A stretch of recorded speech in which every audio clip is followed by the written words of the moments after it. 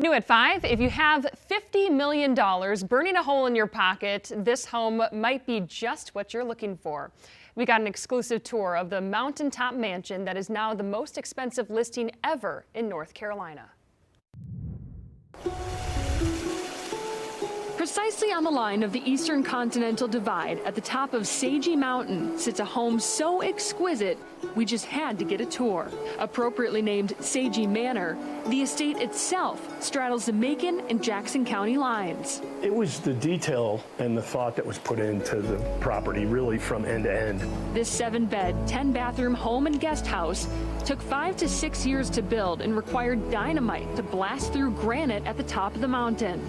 Although the estate is just 7 minutes from downtown Highlands, many of the features were milled, carved, and hand-assembled on site. Listing agent Reed Jackson walked us through some of the top attributes. From the point you enter, the massive, handcrafted white oak doors, and then, pass down into the grand hall. It's 2 stories. It has expansive views of the mountains, but yet it has a kind of a cozy, classic feel. There's a little bit of European influence. The current owners spared no expense, pouring in 8-figure enhancements of their own. Yeah, to refer to these selections as wallpaper is almost criminal. Many of the walls are fully upholstered with fabric imported from Europe. If you look at the whole theme in here, each room telling its own story in a unique way. Got pink cabinets to match the wall covering. The white oak molding inside the home was all hand carved, some with pieces of mountain-themed artwork etched into the wall. Inside the garden room, the ceiling is covered with panels of fabric, perfectly aligned to seamlessly showcase artwork of native birds. The main estate has an elevator, wine cellar, and indoor grill. Main kitchen actually has a fireplace that you can use on a cold day. And 7 fireplaces throughout. One of the things you'll really notice in this room is the incredible quality of the crown moldings. The moldings that were hand painted by an Italian artist. He flew over. The primary bathroom has dual vanities and a one-of-a-kind marble tub. But the real showstopper is the mountain view from the primary bedroom. You've got the westward view towards Tennessee, which is really spectacular and appropriate for the estate, for sure.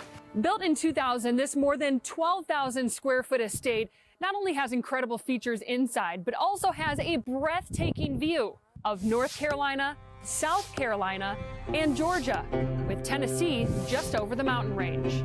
Architect Keith Summerhour continued the construction quality of the mainstay home around the grounds with slate roofing and stacked slate around many of the doorways and natural stone around the infinity edge pool and encasing the entire property.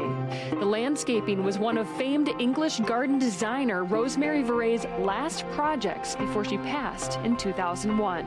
These, bloom up in another month or so with, roses and seasonal blooms all year long. The main pavilion has a large chandelier, dual fireplaces, and lounge area with an expansive view of the Nantahala National Forest during both sunrise and sunset. On the backside, an amphitheater/helipad makes a trip to this mountain retreat just a 10-minute commute from the nearest airstrip and 2 hours from New York.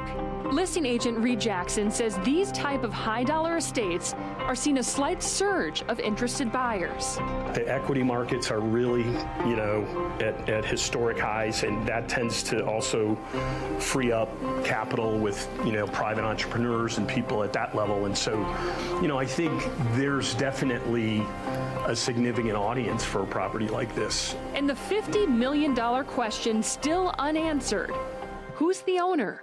He is a South African. His name's Andrew Johnson, and he lives in Johannesburg and also has properties in London and Florida, and I think he's had a property in Colorado as well. Johnson owns Aurora Lighting, a global LED lighting manufacturer, and it's safe to say he's done quite well for himself and his family.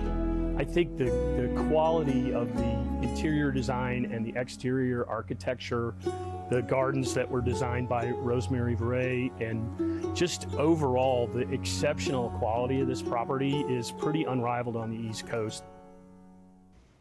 Pretty impressive, right? Jackson says he has already had a few interested buyers reach out.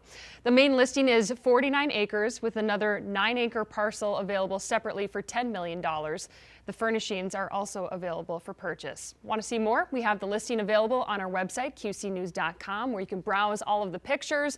We'll also have bonus footage of the 3-bedroom guest house.